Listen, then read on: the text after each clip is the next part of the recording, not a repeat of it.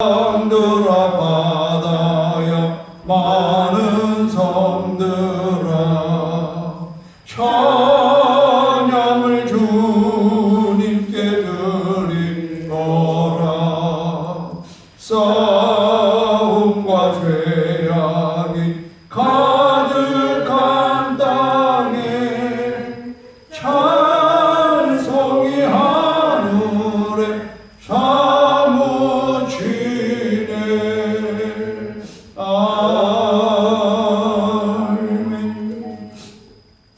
하나님 아버지, 에스라와 느헤미야를 공부하면서 오늘 하나님은 약속하신 것을 이루시는 역사적인 하나님을 보게 됩니다. 바벨론으로 바수르로 끌려갔던 저들이 때가 되어 하나님은 고레스 왕을 감동을 주어서 그들을 고국으로 보내는 이 놀라운 역사, 또 그곳에서 그들은 잃어버렸던 성전을 회복하고 예배를 회복하는 역사, 그리고 하나님의 백성으로서의 정체성을 회복하는 역사를 오늘 통하여서 우리는 과거를 돌이켜보며 미래를 내다볼 줄 아는 지혜가 오늘 이 시간에 있게 하여 주시옵소서. 예수님의 이름으로 기도합니다. 아멘. 이 에스라와 느헤미야, 이것은 원래 한 성경이었습니다.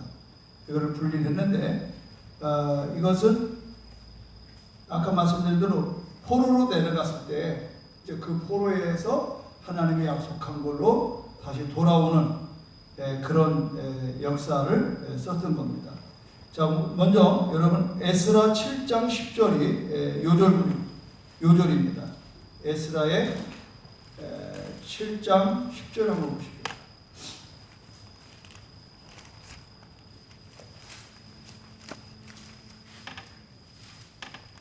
같이 읽겠습니다.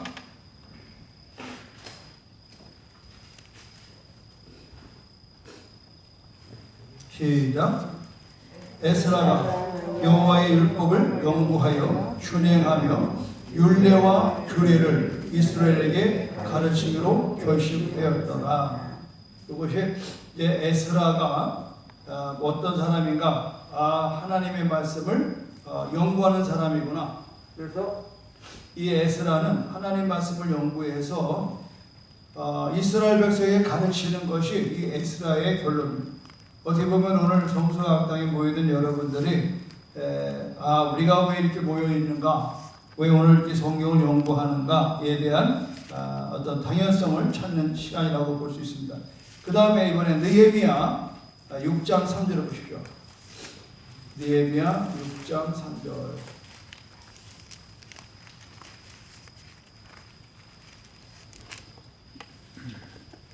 느헤미야의 핵심적인 구절입니다. 시작. 내가 또 그들에게 사자들을 보내어 이르기를 내가 이제 큰 역사를 하니 내려가지 못하겠노라. 어찌하여 역사를 중지하게 하고 너에게로 내려가겠느냐 하며, 느헤미야는 큰 역사를 위해서 존재하는 것, 성벽, 무너진 성벽을 다시 쌓는, 재건하는 일에 그는 나는 이 일로 인해서 내 삶을 다하겠다 라고 하는 것을 얘기하는 것. 이 두 가지가 에스라와 느헤미야의 요절입니다. 꼭 잊지 않길 바라시고요. 이 두 책은 100년 동안에 쓰여 있는 겁니다. 100년. 그래서 이 100년 동안에 에스라와 느헤미야가 함께 기록되었다. 그리고 이것이 이제 진행된다 하는 걸 볼 수가 있습니다. 아까 말씀드린 것처럼 이 두 개 다 성전에 관한 겁니다. 성전 재건, 성전의 재건에 대한. 이게 왜 그러느냐? 지금 거슬러 올라가셔서 이제 포로 시대가 있었잖아요. 이 포로 시대에 이들은 굉장히 혼란에 빠집니다. 왜냐하면은 예루살렘에서 여기까지 몇 달에 걸쳐야 이제 오는 그런 바벨론이 그런데 이 포로 시대에 그들의 고민은 뭐냐? 예배입니다. 예배. 어떻게 예배를 드릴 거냐? 그들은 예루살렘에서만 예배드리게끔 그들은 전통이 되어 있습니다. 근데 예루살렘은 불타버리고 그들은 멀리 이역 멀리 나와 있고, 그래서 그들은 이제 이 포로 시대에 그 바벨론에서 회당을 만듭니다. 회당. 그래서 여러분 신약에 보면은 회당이라는 것이 회당장, 이게 뭐냐면은 회당에서 그들이 하나님의 말씀을 묵상하는 거예요. 그래서 정식적인 제사는 못 드려요. 예물을 타올 이런 거 못 하는 거예요. 그러나 뭐를 해요? 그들은 모세의 오경을 통해서 하나님의 말씀을 연구하는 거예요. 연구. 말씀 연구. 그러니까 에스라 같은 사람은 이걸 하던 사람. 타향살이 하면서 왜 우리가 여기 와 있노? 여기에 이제 퀘션을 하는 거예요. 그래서 그러면 우리는 어떻게 예배를 드려야 되느냐? 드릴 수가 없어요. 왜냐하면 예루살렘이 없기 때문에. 그래서 이곳에서 뭐를 연구하느냐? 모세의 율법, 레위기, 민수기, 신명기에 나오는 모든 것을 계속 연구해야 됩니다. 그래서 율법의 대표적인 이 십계명을 연구해서 그들의 실행 규칙, 실행 지침을 만들어내는 게 613가지를 만들어요. 10가지가 613가지로 늘어나는 거예요. 그래서 안식일을 그렇게 지켜라. 안식일에 어느 정도를 걸어가야 율법에 벗어나지 않는가, 이 고민하는 거고, 또 안식일에 일하지 말라, 어느 정도 해야, 뭐가 노도이고 아니냐, 이런 부분을 얘기합니다. 그래서 제가 직접 또 미국 히브리 대학에서 공부한 그 설교사 얘기 들어보니까 안식일날 엘리베이터를 놨는데도 다 서 있더라고요. 그 자기도 그 아파트 사는데, 그래서 왜 안 타나라고 가만히 보니까 이 사람들의 생각이 지금 안식일날 4층 이상 올라가는 거는 노동으로 평가하는 거예요. 그래서 왜냐면 또 걸음도 몇 걸음 이상 걸으면 안 된다는 게 있거든요. 그래서 딱 있는 거예요. 그래서 자기가 엘리베이터 타가지고 자기는 7층에 가서 딱 눌렀다는 거예요. 그랬더니 기다리다가 우르르 타더라는 거예요.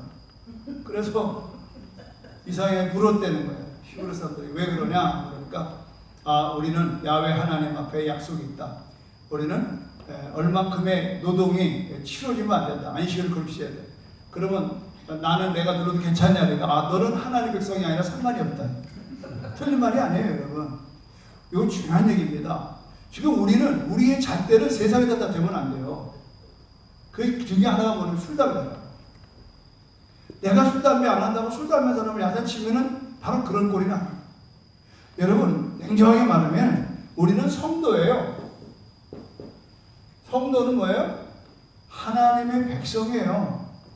우리가 이 성경의 규칙을 갖는 건 우리가 갖는 거예요. 세상이 갖는 게 아니에요. 근데 우리는 자꾸 세상을 향해서 하나님의 규칙을 강요하니까 돼요, 안 돼요? 안 되는 거예요. 그들이 전도돼서 하나님의 자녀가 된 다음에는 우리의 규칙 안에 들어올 수 있어요. 이런 부분들이 우리가 굉장히 좀 고민해 봐야 될 부분. 뭐 여기에 없습니다만 제가 보면서 느끼게. 그래서 이들은 왜 우리가 이 포로로 왔는가에 대한 답은 뭐냐? 하나님의 말씀을 어떻게 했다? 불순종했다. 여기에 결론 내는 거예요. 그렇죠? 우리가 어려움을 당하면은 회개하죠. 내가 잘못했구나. 그래서 이스라엘 백성들은 하나님의 말씀에 불순종. 그 불순종의 대표적인 뭐예요? 지우시죠? 우상을 섬기는 거예요. 이스라엘 백성 안에서 여러분 기억하는 대로 솔로몬이 다윗까지는 우상을 근절했어요. 그런데 솔로몬 때에 1000명의 이방나라 공주를 데려다 결혼하면서 그들이 믿는 신들을 다 끄집어들어. 그게 거기서 독버섯처럼 번져나. 우리나라도 마찬가지예요. 보니까 우리 정광희 권사 같은 경우는 불교를 믿다가 기독교 집안에 시집 와서 권사가 되신 분이지만, 대다수의 우리 한국의 기독교의 전파를 보니까 예수 믿는 며느리가 들어와서 모진 핍박과 서름 속에서 끝내는 기독교 가정으로 개종시키는, 로마도 그랬고요. 그러니까 다 이러한 기독교로 전환되는 것이 그렇게 되면서 거꾸로 유대교도 뭘 하지 말아야 되느냐? 이방 여자를 며느리 들이면 안 돼요. 이방 남자를 사위로 들이면 안 되는 거예요. 그게 율법이에요. 그런데 그게 무너졌다는 거예요. 그 어떻게 돼요? 그들이 믿는 종교가 스며드는 거예요. 애들은 누구 따라가죠? 엄마 따라가요? 아빠 따라가요? 엄마 따라가요. 그러니까 이것이 결국은 이스라엘 백성들이 우상을 섬기는 방향으로 전환된 거예요. 하나님 기뻐하지 않으니까. 십계명을 어기는 거예요. 나 외에 다른 신을 섬기지 말라. 근본의 뿌리를 흔들어 버렸어요. 지금 우리가 이렇게 포괄적 차별금지법을 세우지 못하도록 항거하고 하는 이유가 뭐냐? 바로 그거거든요. 하나님의 말씀에는 오직 남자와 여자만 존재하는 거예요. 그런데 남자와 여자도 있지만 젠더 중간도 있고 좀 치우친 것도 있고, 오늘은 내가 여자다 내일은 남자도 될 수 있는 그런 것들을 합법화시키는 거예요. 그러니까 우리는 성경을 근본적으로 흔들어 버리는 일들이 지금 많은 정책에 쓰고 있는 거예요. 뭘 때문에? 인권이라는 이름 때문에. 그러니까 이런 부분을 우리는 절대적으로 막아 쓰는 일을 지금 하고 있는 거예요.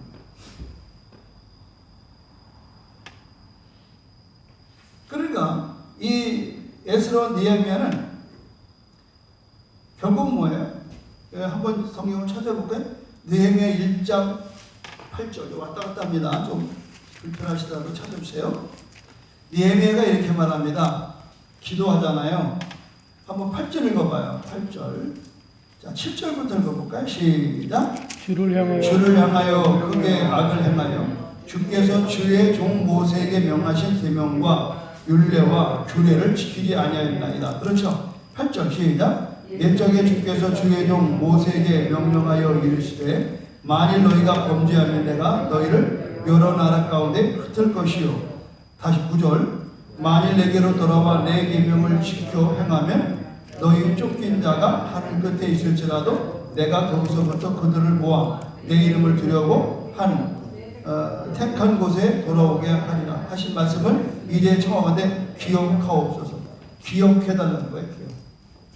그러니까 우리가 뭐를 기억하는 거예요?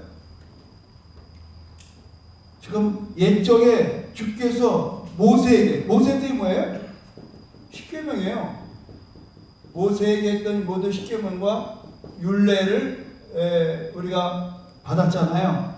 그런데 뭐라고 거기 써 있는가 봤더니 만일 너희가 범죄하면, 이 범죄가 뭐예요? 우상숭배죠. 우상숭배가 범죄예요. 이렇게 되면 여러 나라 가운데로 흩어버리겠다는, 다 흩어버려. 이거를 알았잖아요. 그러니까 어떻게 돼? 이제 기도하는 거예요. 뭐에 대해 기도를 해요? 바로 모세에게 명령한 계명과 율례와 규례를 지켜요. 계명과 율례와 규례를 지키지 않는 거예요. 그러면 어떻게 돼요? 여기야 응당한 보응이 있는 거죠. 그래서 왜 우리가 이렇게 포로로 잡혀왔나? 포로로 잡혀왔나? 여기에 대한 답이 어딨냐? 아하, 이런 거에 대해서 우리가 지키지 않았구나. 이걸 뭐라고 그런다고요? 성경에는 뭐라고 그랬어요? 범죄라고. 범죄. 우리도 마찬가지잖아요, 지금. 지금 뭐 텔레비에 계속 얘기하는 게 군법에 지금 법무장관의 아들이 행동한 것이 범죄에 들어가는 거 아니에요. 이게 큰 심각한 문제다. 그랬더니 뭐 카톡으로 신고했다고. 그랬더니 지금 10,000명인가 100,000명이 우리 아들 휴가 연장 카톡으로 한다고 막 난리치고 있잖아요. 좀 재미있는 나라예요.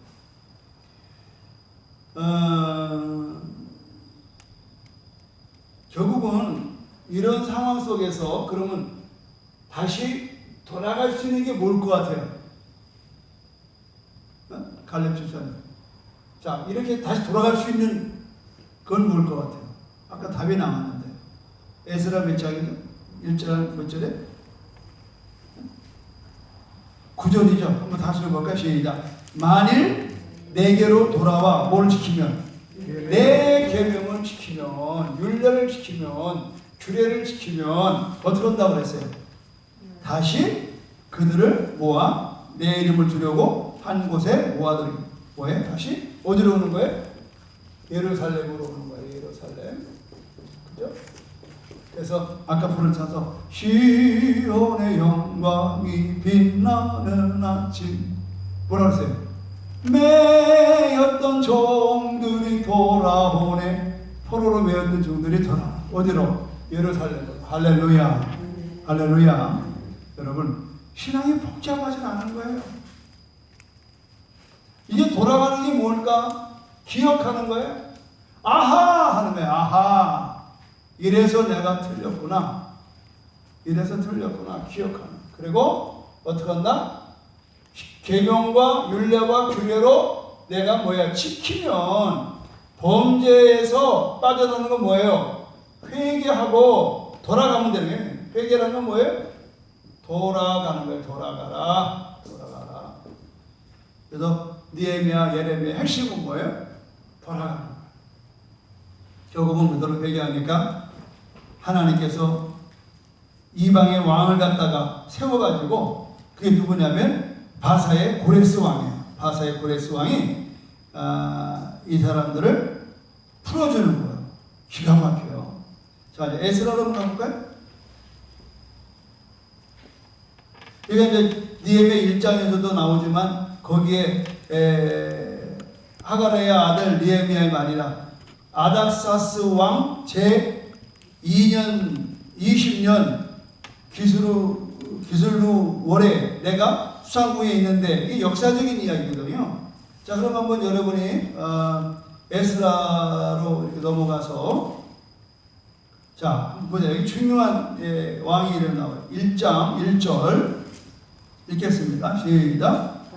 바사왕 고레스 원년에 여호와께서 예레미야의 입을 통하여 하신 말씀을 이루게 하시려고 바사왕 고레스의 마음을 감동시키심에 그가 온 나라에 공포도 하고 조서도 내려 이르되 바사왕 고레스는 말하노니 하늘의 하나님 여호와께서 세상 모든 나라를 내게 주셨고 나에게 명령하사 유다 예루살렘에 성전을 건축하라 하셨나니 이스라엘의 하나님은 참 신이시라. 너희 중에 그의 백성된 자는 다 유다 예루살렘으로 올라가서 이스라엘의 하나님 여호와의 성전을 뭐하라? 건축하라. 그는 예루살렘에 계신 하나님이시라. 그 남아있는 백성이 어느 곳에 머물러 살든지 그곳 사람들이 마땅히 은과 금과 그 밖에 물건과 짐승으로 도와주고 그 외에도 예루살렘에 세울 하나님의 성전을 위하여 예물을 기쁘게 드릴지니라 하였더라. 이게 지금 이 바사왕 고레스라고 하는 사람이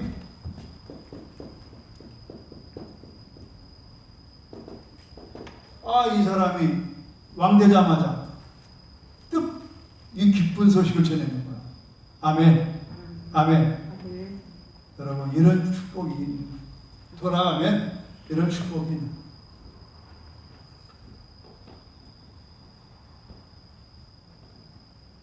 그래서 결국은 여러분 우리가 뭐 그렇게 뭐 예레미야, 이사야 이런 뭐 에스겔 이런 사람들의 예언은 전부 다 뭐예요? 유대로 돌아가는 거에 대한 이야기. 꿈 같은 얘기인데 그 꿈이 이루어지는 거예요. 그 꿈이 이루어지는 거예요. 70년 만에 이루어져. 그러니까 여러분이 보는 거 다니엘 있잖아요. 다니엘도 다 이 포로 생활 안 속에서 일어났던 이야기들을 다 쓰는 겁니다. 그 다니엘도 마지막에 보면은 돌아가는 이야기를 환상을 보고 얘기하잖아요.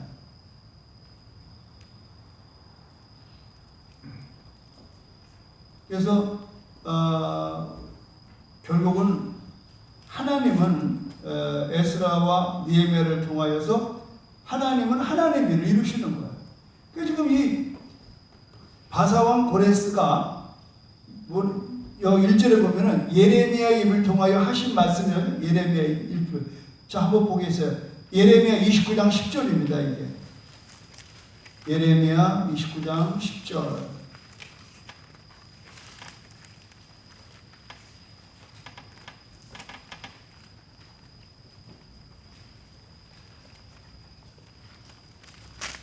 자, 한번 읽어볼까요? 시작. 여호와께서 이와 같이 말씀하시니라. 어떻게 말씀하시니라? 바벨론에서 70년이 차면 내가 너희를 돌보고 나의 선한 말을 너희에게 성취하여 너희를 이곳으로 돌아오게 하리라. 자, 11절 한번 읽어볼까? 이 시대 꼭 필요합니다. 시작. 여호와의 말씀이라. 너희를 향한 나의 생각을 내가 아나니 평안이요 재앙이 아니라 너희에게 미래와 희망을 주는 것이라. 너희가 내게 부르짖으며 내게 와서 기도하면 내가 너희들의 기도를 들을 것이요 너희가 온 마음으로 나를 구하면 나를 찾을 것이요 나를 만나리라. 그래서 14절 제가 읽을게요. 이것은 여호와의 말씀이니라. 나는 너희들을 만날 것이며 너희를 포로된 중에서 다시 돌아오게 하되 내가 쫓아 보내었던 나라들과 모든 곳에서 모아 사로잡혀 떠났고 그곳으로 돌아오게 하리라. 이것이 여호와의 말씀이니라. 그러니까 바벨론으로 끌려간 것도 하나님의 계획. 다시 바사왕을 통해서 오게 하는 것도 하나님의 계획. 그러면 그 계획과 그 계획 사이에 뭐가 있나요? 정결케 하는 겁니다.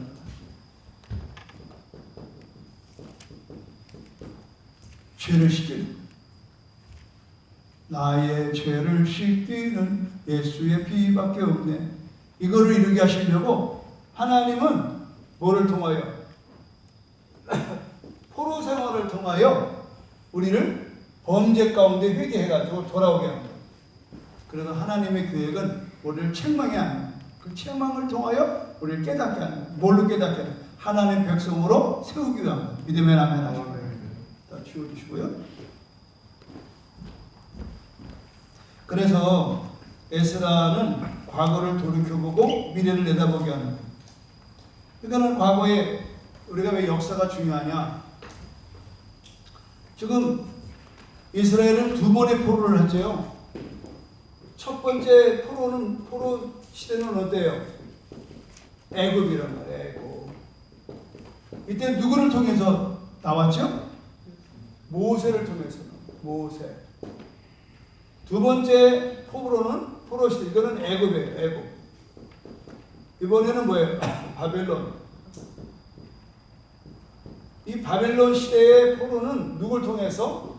에스라를 통해서 나오게 되는 거예요. 참 놀라운 일이에요. 그래서 모세를 통해서는 나와가지고 계명을 받았잖아요. 근데 에스라를 통해서 뭐예요? 이것을 다시 회복하는 거예요. 말씀을 회복해요. 말씀. 하나님의 말씀을 회복하는 거. 그래서 이제 우리가 이 첫 번째 항상 놓지 않아야 될 것은 포로 생활에서 복귀하는 이 이야기가 지금 오늘 나온다. 그거예요. 그러면은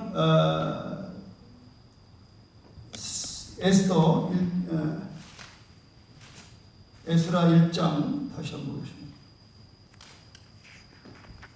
에스라 1장에서 6장까지는 이제 스룹바벨이 이 사람들을 데려 나옵니다. 그래서 이렇게 보면은 지금 2장으로 보면은 뭐 몇 명이 쫙 나와요. 이제 귀국하는 귀환되는 사람들의 이야기 쭉 간이 나오죠. 자, 이제 3장 8절을 보시면 예루살렘에 있는 하나님의 성전에 이른 지 2년 둘째 달에 수알델의 아들 누구? 스룹바벨 출신의 스룹바벨 요사다의 아들 예수아와 다른 형제 제장들과 뭐 쭉 나오죠. 뭐해요? 성전을 건축하는 거예요. 성전을 건축하는. 그래서 결국은 돌아와서 에스라와 이제 뭘 하냐면은 성전 건축을 재건을 이제 시작합니다. 그런데 이것을 하는 일에 있어서 이게 다 누가 주는 거예요. 아까 얘기했던 왕이 이걸 다 되는 거예요. 참 희한하죠. 그러니까 이 예언했던 데서 이 고레스라고 하는 왕의 이야기는요, 이 사람 태어나기 전 200년 전에 예언됐던 거예요. 이걸 명심하셔야 돼요. 우리는 그냥 왔다 가는 것 같아도 우리의 역사의 이 전체는 하나님이 알파와 오메가, 알파는 뭐예요? 시작. 오메가는 뭐예요? 끝이거든요. 알파와 오메가. 그러니까 이 시작과 끝에 쭉 하느니 가고 있는 거예요. 거기에 우리 한 정점이 있다고. 그러니까 바울은 뭘 얘기하느냐면 에베소에서 하나님의 구원의 경륜을 얘기해요. 경륜. 그러니까 창세 전에 이미 하나님은 우리에게 구원의 경륜, 이 경륜이 뭐냐면 섭리라고 그러죠. 섭리. 쉽게 말하면 우리가 얘기하면 계획이에요. 계획. 그 구약을 통해서 이렇게 어떻게 고레스라는 이름까지 기록하면서 200년 전에 얘기하느냐. 예수님도 여러분 이사야의 800년 전에 예수가 나온다고. 이 예언에 대한 아주 놀라운 일이에요. 예언. 결국은 요한계시록이 마지막 예언서인데 거기에 보면은 우리가 하나님이 계획된 대로 이건 이루어가는. 그렇다고 그러면은 지금 우리가 이렇게 코로나로 인해서 이렇게 힘들어지는 부분도 하나님의 계획 안에 있다라고 보는 거죠. 근데 이제 이거를 보는 측면은 두 가지예요. 하나는 저주다. 우리가 죄가 많아서 하나님 저주하는 거다. 하나는 물론 그렇게도 볼 수 있지만 시대적인 현상이다라고 볼 수 있는. 항상 어떤 그 시대적인 상황이 돌발되면 하나는 하나님의 시각으로 보는 게 있고 하나는 과학으로 보는 게 있어요. 근데 이 딜레마는 뭐냐면 세상 사람들이 하나님의 시각으로 보는 것보다는 과학의 현상으로 바라보는 눈이 더 많이 있거든요. 그러니까 이런 일을 당할 때마다 우리가 하나님의 시선을 잃어버리죠. 그리고 과학으로 가는 거예요. 뭐 자신지 모르겠습니다만 지금 금방 내가 이렇게 식사하면서 보니까 백신이 미국에서 이제 완성됐다고. 여러분도 받았나요? 그래서 이제 코로나 시대는 끝났다. 이제 아주 기쁜 소식이래서 뭔가 봤더니. 그래서 하도 가짜가 많아가지고 이런 부분이 이제 미국 대통령의 당락에 좌우를 하거든요. 우리가 상상할 수 없는 일이 많습니다. 이거는 이제 11월 달에 미국 대통령 앞두고 만약에 이게 사실이라고 그러면은 아마도 지금 현 대통령이 유리할 수 있죠. 한간에는 지금 불나서 불태우고 하는 것도 다 미국 국민들의 시선을 딴 데 뺏기게 하려고 내비둔다는 얘기도 있고 별의별 얘기가 많아요. 우리도 마찬가지예요. 우리가 그런 프레임에 걸려 들어가면 안 돼요. 나는 그렇게 생각합니다. 뭐 여러 가지 제주도 대표를 목사 보니까 여러분에게 밝힐 수 없는 정보까지 계속 들어오고 그러는데 너무 이렇게 어떤 그 각을 세워서 보는 일이 너무 많아요. 순수성이 없어요. 그래서 우리가 일단은 이렇게 비대면적으로 어렵지 않아요. 지금 우리도 지금 이번에 제주도에서 또 몇 명이 육지 갔다 와가지고 가족이 다 걸려서 또 전파되잖아요. 이런 부분이 이렇게 강화되지 않으면 안 되거든요. 이것도 아주 평생 왔던 예배였고 뭐 잠시 멈춰 앞으로 이렇게 계속 되겠습니까? 너무 그렇게 갈 건 아니라 생각하는 거예요. 그래서 오늘 우리가 왜 이런 구약이 필요하냐? 여전히 이 사람들도 이 시대 때에 아주 심각한 고통이 있는 거예요. 그런데 아까 말씀드린 뭘로 들어가는 거예요? 하나님의 말씀으로 돌아가는. 아멘. 하나님의 말씀으로 돌아가는. 그래서 이 에스라를 공부할 때 있어서 결국은 하나님이 이렇게 준비했구나 그래가지고 가는 거예요.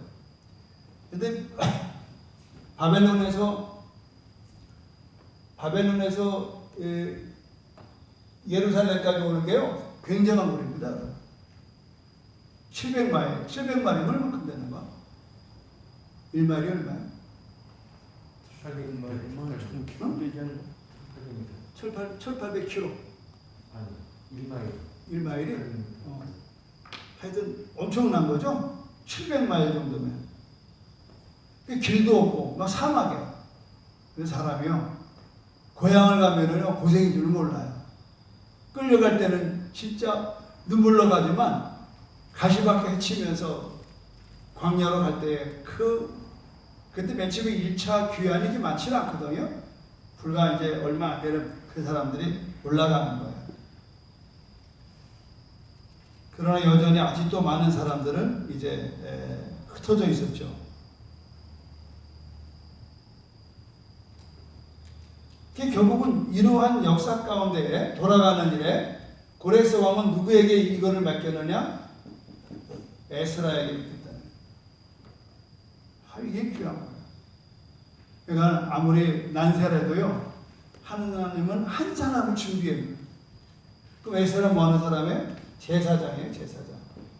그리고 이 사람은 뭐예요? 학자입니다, 학자. 하나님의 말씀을 연구하는 사람.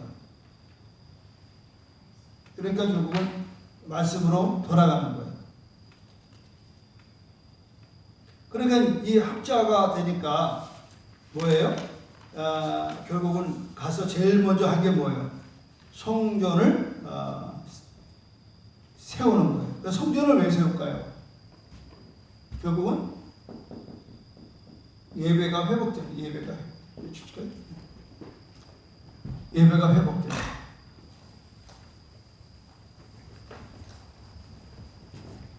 그런데 항상 여러분 우리가 성전을 재건하는 일에 하는 이유는 예배가 회복이에요. 예배가 회복. 잃어버린 예배가 회복. 그런데 이거를 누가 미워할까요? 누가 미워하죠? 누가 방해하나요? 사탄이 방해하죠. 그러니까 우리가 이렇게 전대 보면 알아요. 이 사람이 이제 전대 잘 나가다가 막 시험 들어. 주위에서 이렇게 가로막고 이런 일들이 회방자가 나타납니다. 에스라 4장을 보십시오.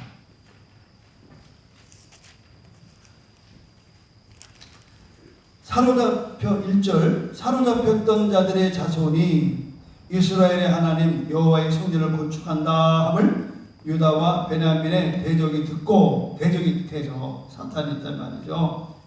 그래가지고 스룹바벨과 족장들에게 나와서 이르되 우리도 너희와 함께 건축하게 하라. 시비 붙는 거예요. 왜 너네만 하냐? 우리도 하자. 시비 붙어요. 그랬더니 막문회기예요. 결국은 이 사람들이 이 대적자들이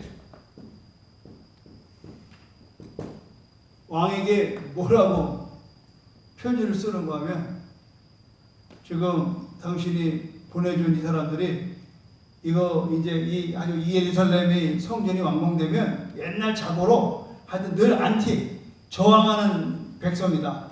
이 사람들 이거 완공되면 또 독립하겠다고 그러고 이쪽에 아주 악영향을 줄 거다. 그러니까 이거 못하게 하라.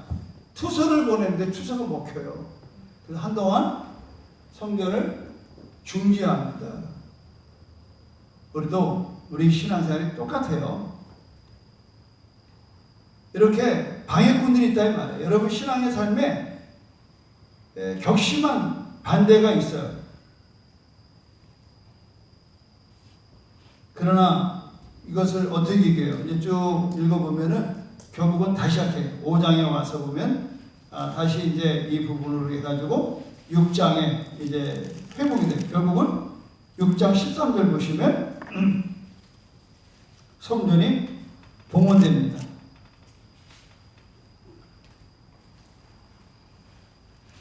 성전이 봉헌돼요. 6장에 와가지고. 그래서 19절 보시면 유월절을 지키잖아요. 또 초막절을 지키죠.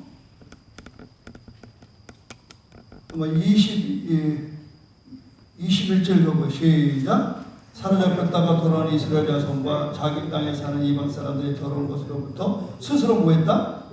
구별. 그러니까는 예배의 회복은 구별하는 겁니다. 그러니까 우리가 신앙이라는 건 성도라는 건 구별되는 걸 말해요. 아까 얘기한 대로 정결함을 입는 거예요. 그러니까 우리가 고난을 받을 때 혼난다는 말 있잖아요. 뭐 깨졌다, 뭐 그럴 때는 내가 하나님 앞에 말씀 앞에 서는 거예요. 내가 회개할 거 회개하고 이제 순수하게. 오늘 새벽에도 제가 말씀드렸지만은 K24는 24번 그 풀무 속에 뜨거운 불 속에 금이 들어가서 녹아요. 그러면 거기서 불순물이 전부 다 사라지고 정금이 되는 거예요. 정금. 24K는 정금이라고 해요. 순금이라고 해요. 정금. 우리 신앙도 마찬가지거든요.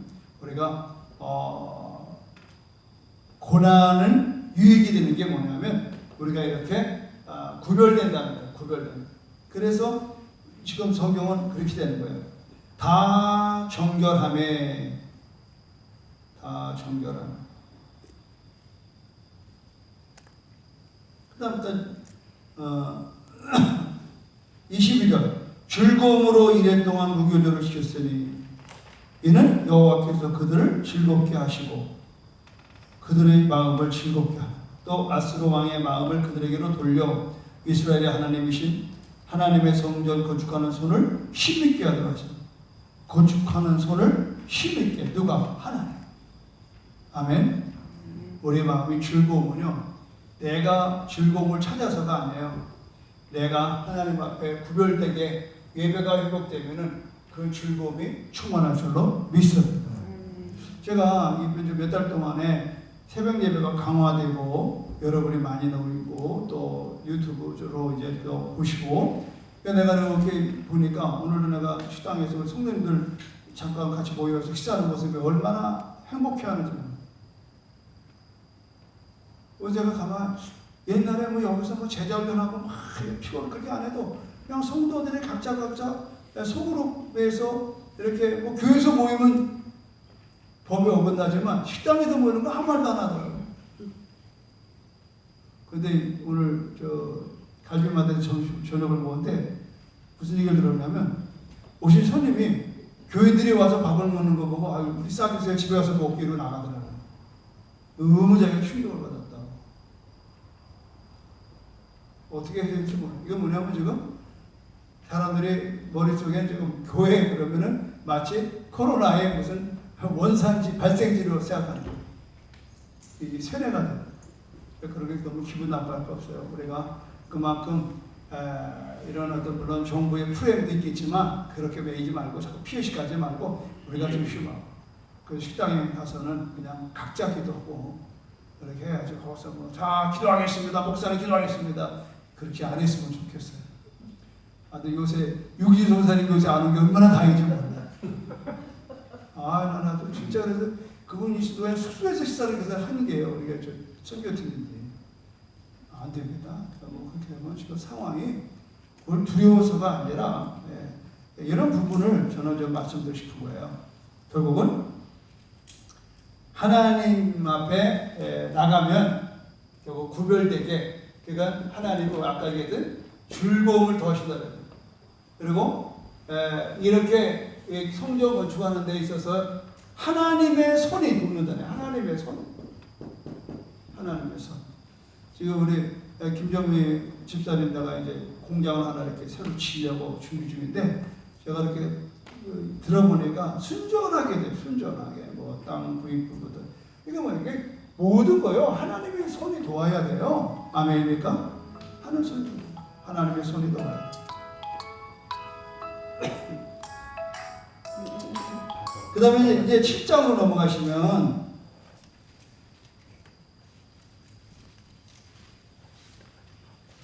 7장으로 넘어가면은 이제 뭐가 나와요? 두 번째 장면이 이제 개혁이 나와요. 개혁. 아까 이제 7장 10절 한번 보실래요? 에스라가 10장 10절 시작. 에스라가 여호와의 율법을 연구하여 준행하며 율례와 규례를 이스라엘에게 가르치기로 결심하였더라. 그러니까 에스라는 여기에 참여하지 않았습니다. 여기에는 누가요? 아까 스룹바벨이 참여해가지고 마음대로 나왔어요. 이게 되고 나니까 누가 나와요? 에스라가 오는 거예요. 에스라가 드디어 등장해서 예배를 회복하는 겁니다. 그러니까 우리가 성전을 무시할 수가 없어요. 그러죠? 우리가 예배당 없이 그냥 뭐 건물이 뭐 중요한 게 아니라 물론 틀린 말은 아니지만 맞는 것도 아니에요. 지금 이렇게 성전이 되는 것은 바로 이런 걸 얘기합니다. 그래서 신앙의 어떠한 집합장소가 있어야 되거든요. 지금 우리가 비대면으로 이제 몇 번 가다 보면요, 사람들이 습관화돼요. 집에서 그냥 편안하게 이 동영상으로 뭐 공부도 하고 다 하는 거예요. 그러면 이렇게 습관화되면 그때 심각해진 문제가 오는 거죠. 그래서 우리가 이렇게 현장 공부와 비대면 공부를 이제 같이 하는 거죠. 당분간은. 근데 여기에 익숙해지면 안 돼요. 그래서 돌아왔어요. 이게 바벨론에서 예루살렘으로 돌아온 지 60년 후에 제2차로 또 1700명이 또 들어와요. 그때 누구냐면은 이번엔 아닥사스 왕이 도와주는 겁니다. 10장 11절 보겠습니다. 자, 그 뒤죠. 자, 읽어볼까요? 시작.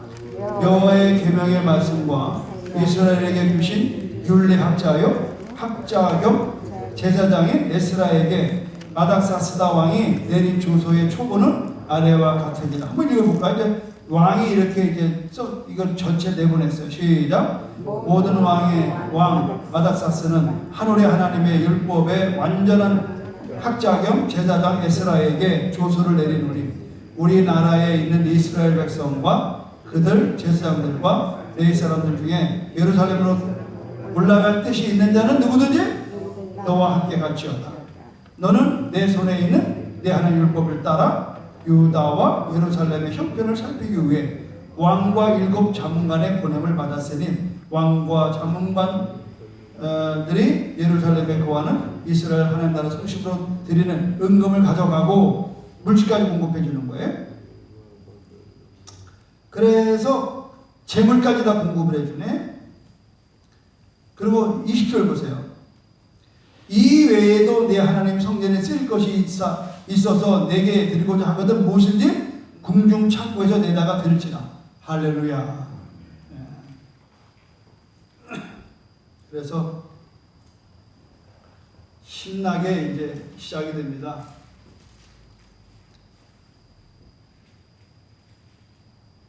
그러면서 23절 보세요. 같이 읽겠습니다. 시작. 무릇 하늘에 하나님의 전을 위하여 하늘에 하나님의 명령하신 것은 삼가 행하라. 어찌하여 진노가 왕과 왕자의 날에. 무슨 냐면 내가 안 도우면 내가 멸망받을 것 같아요. 지금 생활과 너무 다르죠? 지금 세상과 너무 다르죠?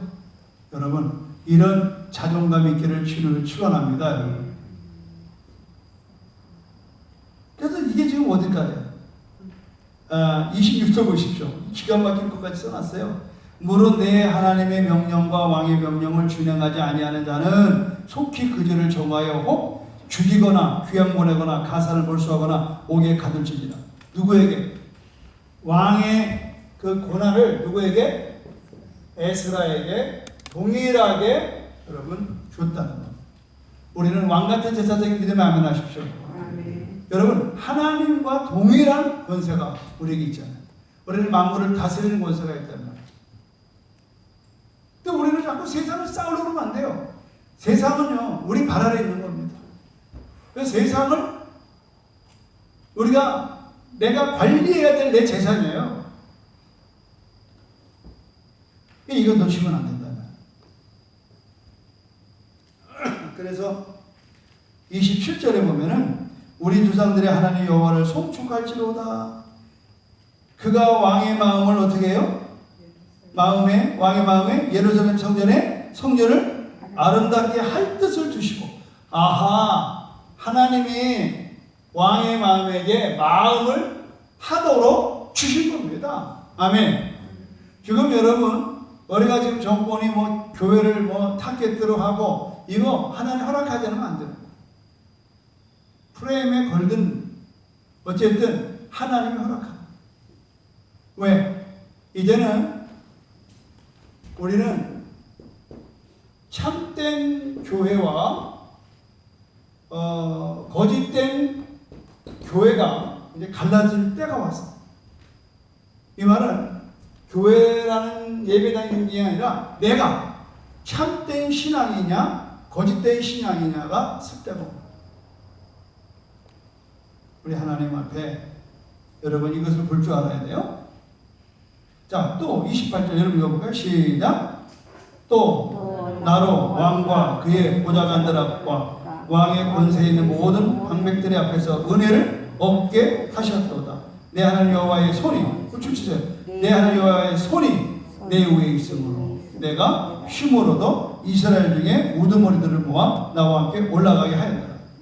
자, 여기서 두 가지의 단어를 보셔야 돼. 은혜를 얻게 하고 모든 사람 앞에 모든 권세 앞에 하나님이 나와 함께하는 것을 보게 하는 거예요.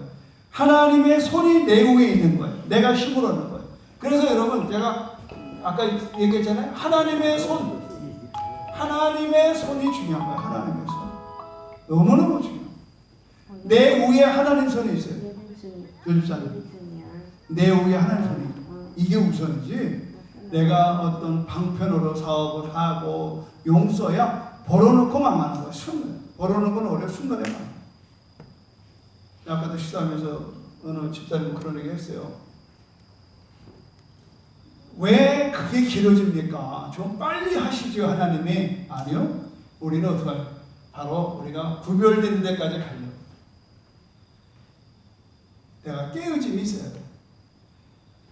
이번 주에 이제 그 설교가 이제 그렇게 나오는데 이 반드시 누구를 막론하고 고난을 통해서 우리는 하나님 앞에 나가는 거예요. 우리는 아주 송골과 같아요. 뭐 좀 되면요 목에 힘이 탁 들어가고요. 말투가 달라져 벌써. 여러분 아니면 조집사님 경험해봤잖아요. 몇 억씩 벌어봐 하루아침에. 세상이 어떻게 보입니까? 안 보입니다. 진짜입니다. 내 위에 사람 없어요. 권력과 금력이 그런 거예요. 내가 그 부귀영화를 누리면서 겸손해진다는 건요, 이건 보통 사람 아니에요. 그러니까 우리가 하나님은 우리의 뭐를 관심이 영혼이거든, 우리 영혼. 그래서 영혼이 잘 돼야 범사가 잘 되고 강건한 거예요. 근데 이거 거꾸로 갖고 하려고 해, 거꾸로. 아니라니까.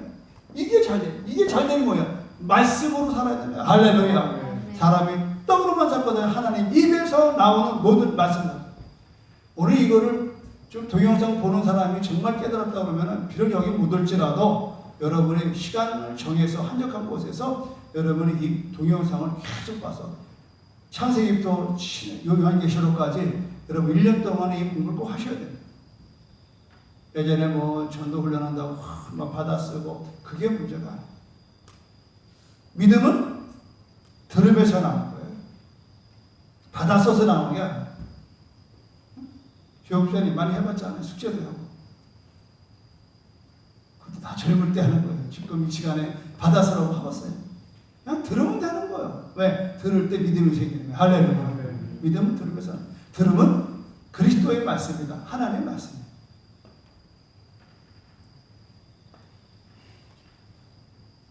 좀 놀라운 것은 여러분 7장 25절에 7장 25절 한번 보세요.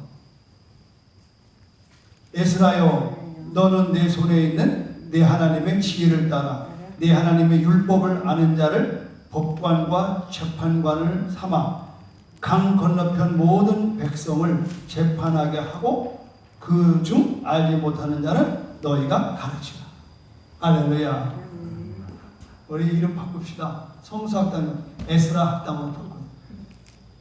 내가 오늘 에스라 설교 강의 준비하면서 내가 이 시대에 에스라가 돼야 되겠다. 이게 그냥 하는 게 아니구나. 지금야말로 많은 사람이 돌아와서 말씀으로 세워야 된다.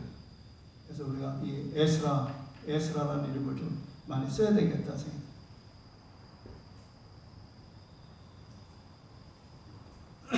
자, 그 다음. 그래서 아까도 얘기한 것처럼 이들이 계속해서 이제 이 서기관 에스라를 통하여서 에스라라는 말은 도움이라는 말인데 도움. 에스라라는 이름은 우리 말로 말하면 도움. 누굴 돕고 있어요 지금? 백성을 돕고 있잖아요. 백성. 하나님께로 돌아온 백성들에게 말씀을 하겠습니다.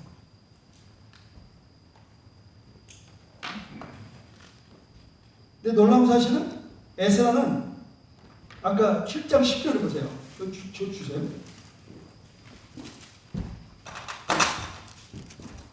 자, 한번 읽어볼까요? 에스라에 대해서 우리 관심을 갖고 7장 10절 시작. 에스라가 여호와의 율법을 뭐해? 줄치세요. 연구하여. 연구하네, 연구. 행하기 전에 먼저 연구하는 거예요, 연구. 성경을 연구하는 거예요. 근데 우리는 뭐 공부 그러면 그냥 일 없어 그런다고. 안 돼요. 성경을 연구해요. 이 시간이 뭐예요? 여러분 성경을 연구하는 시간. 저도 맨날 수십 년간 본 얘기지만 오늘 강의를 위해서 하루 종일 또 연구한 거예요. 오늘 말씀을 어떻게 또 한 번 보고 연구하는 거예요. 그 다음에 연구한다면 뭐 하는 거예요? 준행하여 그러잖아요. 먼저 내가 연구한다면 내가 먼저 살아보는 거예요. 내가 먼저 살아봐. 이 시대의 전량의 목사가 힘든 게 뭐냐면 성경은 잘 아는데 성경대로 내가 살아내지 못하네. 진짜 살아내지 못해. 이게 고민인 거예요. 내가 먼저 살아본 다음에 그 다음 뭐 했어요? 율례와 규례를 누구에게 가르쳐요? 이스라엘에게 가르치고 그 다음에 뭐예요? 이 가르치기로 결심하였다. 결심. 제가 뭐 이 에스라를 읽고 한 건 아니지만 제가 이제 앞으로 남아있는 5년 동안은 정말 성경만 가르쳐야 되겠다. 딴 말 하지 말자. 성경만 가르쳐야 되겠다. 제가 좀 오늘도 공부를 하면서 참 감사하더라고요. 그래도 그래도 뭐 한두 명보다는 10명이 낫고 20명이 낫고 또 이제 동영상으로 또 한 30, 40명이 또 본다니까 그것도 감사하고 참 이렇게 이 에스라의 이야기, 제가 오늘 딱 붙은 게 그거예요. 에스라 7장 10절에 에스라가 여호와의 율법을 연구하여 준행하며 율례와 규례를 이스라엘에게 가르치기로 결심하였더라. 그래서 이것이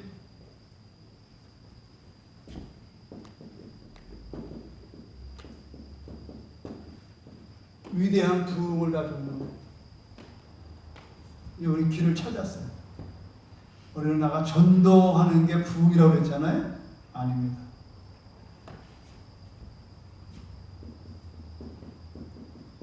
말씀을 연구하고 준행하고 가르치기, 이게 위대한 부흥이죠. 아멘. 아멘. 부흥은요, 강단했을 때,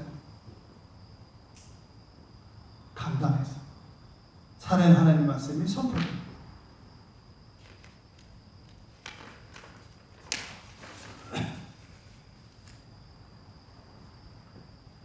그래서 10장으로 가보시면 에스라의 마지막이 이렇게 돼요.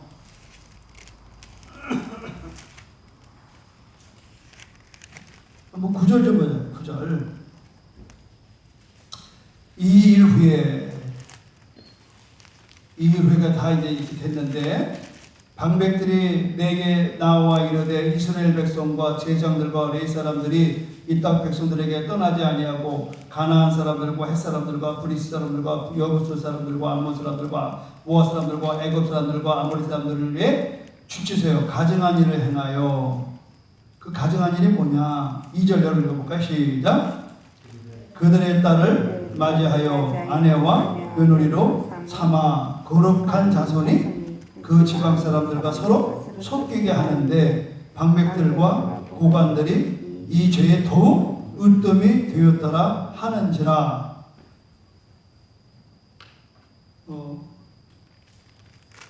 섞어지는 거죠. 하나님의 이 부흥은 항상 뭐냐면 순결이거든요. 순결, 거룩. 그래서 하나님의 백성은 이방 여자와 남자와 사귀면 안 돼요. 결혼할 수가 없는 거예요. 그런데 이거를 누가 먼저 하고 있다고 지금? 네? 방백, 고관들이 이 죄에 더 으뜸이 되어 있다.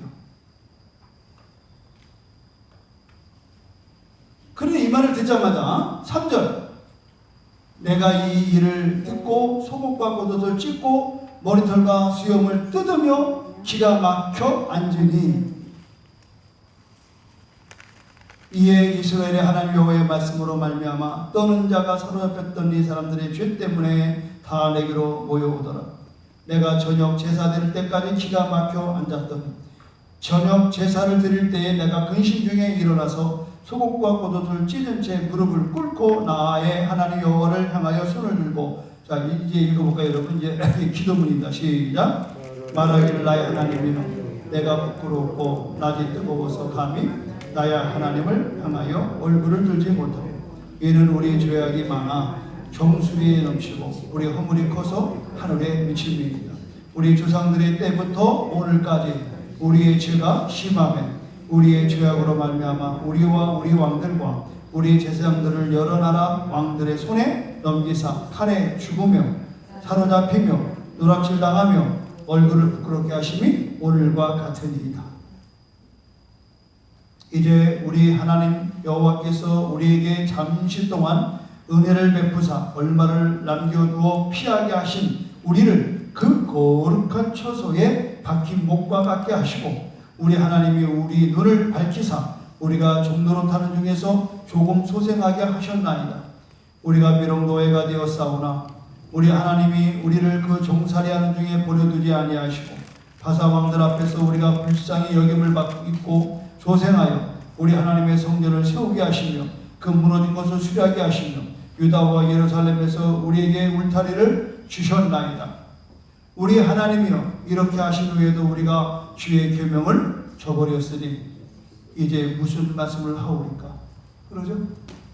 하나님이 이렇게까지 해주셨는데 여전히 우리는 죄 가운데 있다 이 말이에요. 그 죄가 뭐예요? 11절 읽어보고 시작. 전에 주께서 주의 종 선지자들에게 명령하여 이르시되 너희가 가서 얻으려 하는 땅은 더러운 땅이니 이는 이방 백성들이 더럽고 가증한 일을 행하여 이 끝에서 저 끝까지 그 더러움으로 채웠습니다. 이 더러움이 뭐예요? 바알과 아세라, 음란하고 영적으로 아주 하나님 기뻐하지 않는. 그래서 뭐예요? 12절 시작. 그런즉 너희 여자들을 그들의 아들들에게 주지 말고 그들의 딸들을 너희 아들을 위하여 데려오지 말며 그들을 위하여 평화와 행복을 영원히 구하지 말라. 그리하면 너희가 왕성하여 그 땅의 아름다운 것을 먹으며 그 땅을 자손에게 물려주어 영원한 유산으로 물려주게 되리라 하셨나이다.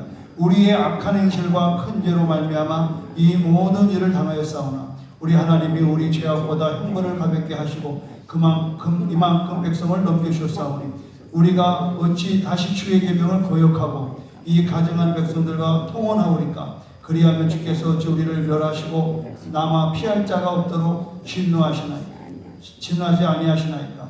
자 15절 여러분 읽겠습니다. 시작. 이스라엘을 여호와여 주는 의로우시니 우리가 남아 피한 것이 오늘과 같사오거늘 도리어 주께 범죄하오니 이로 말미암아 주 앞에 한 사람도 감히 서지 못하겠네. 이게 에스라의 기도예요. 이게 어떤 반응이 일어났냐? 10장에 보면 에스라가 하나님의 성전 앞에 엎드려 울며 기도하며 죄를 자복할 때에 많은 백성이 크게 통곡하며 이스라엘 중에서 백성의 남녀 어린아이의 큰 무리가 그 앞에 모인지라. 이게 이제 에스라의 부이거든요.